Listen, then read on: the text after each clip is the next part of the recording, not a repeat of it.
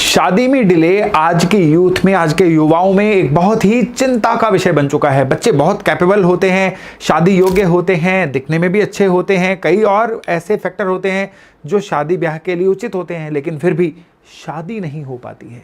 उम्र बूंद बूंद करके निकलती चली जाती है। पेरेंट्स की वरी, पेरेंट्स की चिंता बढ़ती चली जाती है, खुद युवाओं की चिंता भी बढ़ती चली जाती है, लेकिन शादी होने का नाम नहीं लेती। बहुत अच्छा रिश्ता आता है, रिश्ते वाले बिल्कुल रिश्ता एकदम से जांचते हैं, बातचीत चलती है, एकदम से लड़के वाले या लड़की वाले चुप हो जाते हैं। या फिर कई बार ऐसा होता है कि बात बिल्कुल फाइनल स्टेज पे पहुंच गई थी, एंड पे आके कुछ ना कुछ ऐसा घटित हुआ कि रिश्ता नहीं हुआ।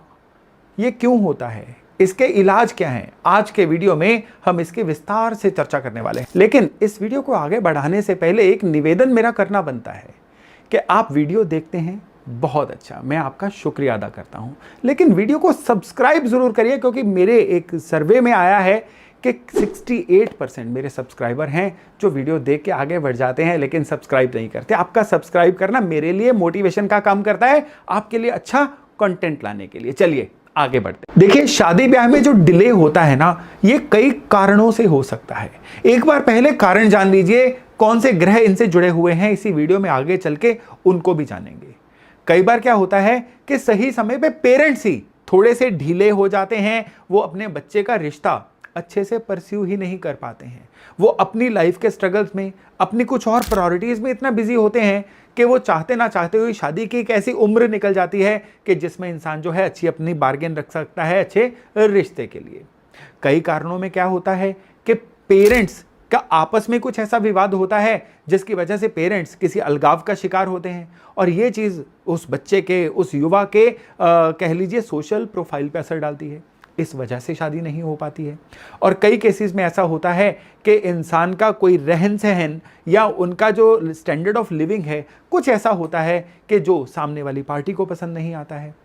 कई केसेस में अड़ोस पड़ोस में ऐसे लोग होते हैं कि जिनसे इंक्वायरी की जाए वो जानबूझ के जलन के मारे अच्छी इंक्वायरी नहीं देते हैं, यानी जिसको हम भांजी मारना कहते हैं। उस वजह से शादी नहीं हो पाती है। बहुत सारे केसेस ऐसा होता है कि आजकल के लड़के लड़कियों में एक चेकलिस्ट बहुत लंबी होती है कि उनको ऐसे कस्टमाइज्ड एक मैच चाहिए कि वो कमा भी रहा हो, वो सुंदर भी हो, उसका लाइफस्टाइल भी ऐसा हो जैसा आजकल बच्चे रील्स में देखते हैं, वैसा जीवन साथी चाहते हैं, जो कि नॉर्मली होता नहीं है।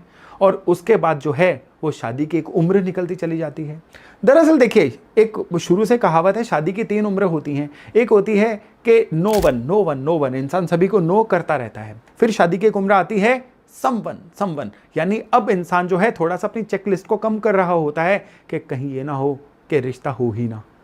लेकिन अगर उसमें भी इंसान को कोई बात नहीं बनती है तो फिर एक आयु वो भी आ जाती है जिसमें कहते हैं एनीवन। मैं नहीं चाहता हूं कि किसी की एनीवन किए जाए, तभी ये वीडियो आज आपके सामने लेके आया हूं। एस्ट्रोलॉजिकली बात करें ना, तो एस्ट्रोलॉजिकली शादी ना होने के कुछ बहुत बड़े कारण हैं। सबसे पहला कारण जो शादी कम ना होने का, या कह लीजिए शादी के डिले होने का है ना, वो है कुंडली का जो शादी का भाव है ना, जिसको सप्तम भाव बोला जाता है, उस पर अगर केतु का प्रभाव हो। केतु क्या करता है, केतु डिटैच करवा देता किसी भी चीज से, तब शादी जो है नहीं होती है या लेट होती है। अगर राहु का प्रभाव हो तो शादी जो है बहुत ही मुश्किलों के बाद होती है, इवन शादी के बाद मुश्किलें आनी शुरू हो जाती हैं। अगर किसी इंसान के कुंडली में सूरज शनि एक साथ बैठे हों तो शादी में डिले हो जाता है। सूर्य शनि आमने सामने हो तो शादी में डिले हो जाता है। सूर्य शनि किसी भी तरह से कनेक्टेड हो, राशि के थ्रू या दृष्टि के थ्रू, तो भी शादी में डिले आना शुरू हो जाता है। किसी भी बर्थ चार्ट में जुपिटर वीक हो, जुपिटर खुशहाली के कारक हैं, ये कमजोर हो तो भी शादी में विलंब आता है। किसी भी बर्थ चार्ट में लग्नेश का और सप्तमेश का स्ट्रॉन्ग होना, ये शादी करवाता है। इसी वीडियो के अंत में मैं आपको ये भी बताऊंगा कि अगर शादी नहीं हो रही है तो कौन से उपाय किए जाएं, लेकिन उससे पहले जान लीजिए ग्रह गोचर कैसे होते हैं कि जब बरबस ही शादी हो जाती है, जब आपको उचित वर मिल जाता है, वो ग्रह गोचर कैसे होते हैं। उसके लिए आपको अपने बर्थ चार्ट का हल्का सा ज्ञान होना बहुत जरूरी है। बर्थ चार्ट में जो भी आपके लग्न के लॉर्ड होंगे और जो भी प्लैनेट आपके 7th हाउस यानी शादी के घर के लॉर्ड होंगे, बस इनको नोट करके रख लीजिए। अब गोचर में प्लैनेट्स जो हैं ये तो सतत चलते रहते हैं। चलते चलते जब भी शनि जो 2.5 साल के लिए आते हैं, जब भी गोचर में आपके लग्न लॉर्ड को या आपके 7th लॉर्ड को दृष्टि देंगे, प्रभावित करेंगे, उनके साथ या उनके ऊपर से निकलेंगे, वो 2.5 साल शादी के बड़े इंपॉर्टेंट 2.5 साल बन जाते हैं। इसको थोड़ा और नैरो करते हैं। चलते चलते उन्हीं 2.5 सालों में अगर बृहस्पति भी आपके लग्न लॉर्ड और 7th लॉर्ड को इसी तरह से टच करें, प्रभावित करें, दृष्टि दें, तो उन 2.5 सालों में वो वाला 1 साल बन जाता है शादी का साल। अब इसको और नैरो कर देते हैं। मंगल जो 45 दिन 50 दिन के लिए एक राशि में रहते हैं एवरेज, जब मंगल भी उसी 1 साल में लग्न लॉर्ड को और 7th लॉर्ड को प्रभावित करेंगे, वो महीना रहेगा शादी का। अब दिन मत पूछिएगा। तो अगर आपकी शादी नहीं हो रही है ना, तो अपना बर्थ चार्ट उठाइए और इस विधि से जान लीजिए कि आपकी शादी कब होगी। चलिए अब आते हैं कि अगर आपकी शादी ब्याह में दिक्कतें आ रही हैं, ये जो मैंने इस वीडियो के शुरू में बताई वो भी, और इसके अलावा भी कोई अन्य दिक्कतें आ रही हैं जिसकी वजह से शादी विलंब हो रही है ना, तो राइट हैंड की इंडेक्स फिंगर में सोने का छल्ला पहन लीजिए। ये बृहस्पति का उपाय है, बड़ा ही सेफ उपाय है। और बृहस्पति जो खुशहाली के कारक हैं, आशीर्वाद देने के कारक हैं, ये एक्टिवेट होते हैं ना, तो शादी ब्याह के जो रुके हुए योग हैं ना, वो खुल जाते हैं, जिसको कहते हैं ना संजोग का खुलना। दूसरे, हर मंडे कच्चे दूध में या प्लेन वाटर में थोड़े से काले तिल डाल के शिवलिंग पे अर्पण करना शुरू कर दीजिए। शादी ब्याह के बहुत बंद से बंद योग इससे खुल जाते हैं। और कोई भी महीने की त्रयोदशी तिथि जो भगवान शिव की तिथि मानी जाती है, इस तिथि में किसी भी सिद्ध शिव मंदिर में जाइए, पंडित जी से अपना रुद्राभिषेक करवाइए। भगवान शंकर की जब कृपा होगी ना, शादी के योग अपने आप खुलेंगे। खाली यही नहीं, आपको नाभि पे, माथे पे और जीभ पे केसर का तिलक लगाना है।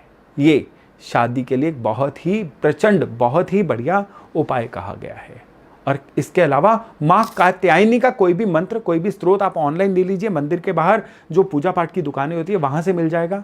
आप उनकी आराधना निरंतर करिए। इससे मां कात्यायनी के आशीर्वाद से भी शादी ब्याह की तमाम दिक्कतें दूर होती हैं। और अगर आपका बर्थ चार्ट आपको अलाउ करता है, तो शुक्र का स्टोन फायर ओपल, ये आप अपने गले में एज अ पेंडेंट या राइट हैंड की मध्यमा में चांदी में बनवा के अपने वजन के अनुसार जरूर पहनिए। ये शादी कराने की एक चमत्कारी रेमेडी है।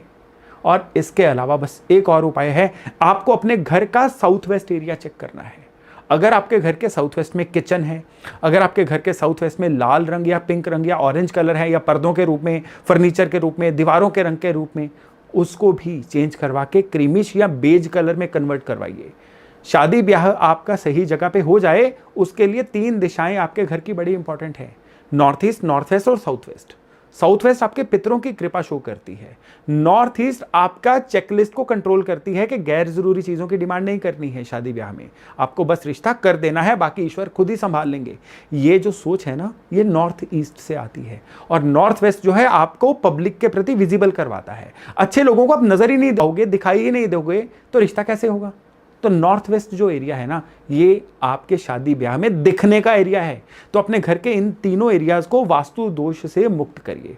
हो सके तो घर के नॉर्थ वेस्ट में आप 7 दौड़ते हुए सफेद घोड़ों की फोटो लगा दीजिए, नहीं तो 2 दौड़ते हुए घोड़ों का पुतला ही नॉर्थ वेस्ट में घर की सेंटर की तरफ देखते हुए लगा दीजिए। चमत्कारी उपाय आपको दे रहा हूं। इसके बाद देखिएगा कितनी जल्दी संजोग खुलते हैं और आपके रुके हुए काम पूरे होते हैं, आपकी शादी होती है। तो चलिए एडवांस में शादी मुबारक। मिलते हैं अगले एक वीडियो में किसी अन्य जानकारी के साथ। अपना खूब ध्यान रखिएगा। नमस्कार।